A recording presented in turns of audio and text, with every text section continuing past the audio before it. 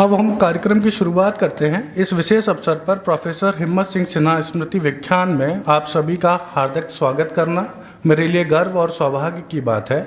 यह व्याख्यान न केवल विद्वान के प्रति हमारी श्रद्धांजलि है, बल्कि उनके शैक्षिक योगदान और प्रेरणादायक व्यक्तित्व को स्मरण करने का एक अवसर भी है। प्रोफेसर सिन्हा न केवल एक शिक्षक ही थे, बल्कि वो एक मार्गदर्शक, विचारक और शिक्षा को आत्मविकास और सामाजिक उत्थान के साधन के रूप में मानने वाले व्यक्ति थे। तो ये काम भी शिक्षा के द्वारा बच्चों का फेथ इनमें चीज करो, ट्रुथ की खोज करो। ये तो उन्होंने सुकरात में भी कहा था कि जहाँ ट्रुथ नहीं है, जहाँ नॉलेज नहीं है, वर्चू हो ही नहीं सकती। हालांकि उस पर लोगों ने ऑब्जेक्शन किया कि नहीं, जो ट्रुथ वाले आदमी है, नॉलेज वाले आदमी है, वो भी गुंडे होते हैं, बदमाश होते हैं। लेकिन प्लेटो इस बात के लिए कह रहे हैं कि भाई आपका फर्म फेथ होना चाहिए इन तीन चीज़ों का, कि ये हाईएस्ट वैल्यू है दुनिया की, जीवन की। तो ट्रुथ, ब्यूटी एंड गुडनेस, इनमें भी वैल्यू पैदा, इनमें उनकी आस्था पैदा करो कि इस आस्था को लेकर के बच्चे तो शिक्षा के बहुत बड़े आदर्श हो गए।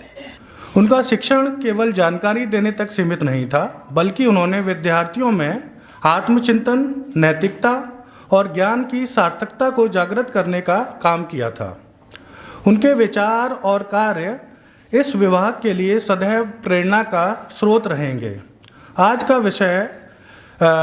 के विषय पर हमारे डिस्टिंग्विश्ड स्पीकर बात करेंगे, वह श्रीमद् भगवद गीता और भारतीय शिक्षा प्रणाली की सार्वभौमिक प्रासंगिकता का रहेगा। यह विषय न केवल गीता के दार्शनिक महत्व को उजागर करता है, बल्कि हमारे शिक्षा तंत्र पर पुनर्विचार करने का भी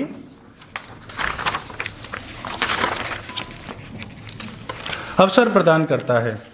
गीता हमें यह सिखाती है कि शिक्षा न केवल आजीविका का साधन है, बल्कि आत्मबोध, कर्तव्य और नैतिक उत्तरदायित्व का पथ भी है।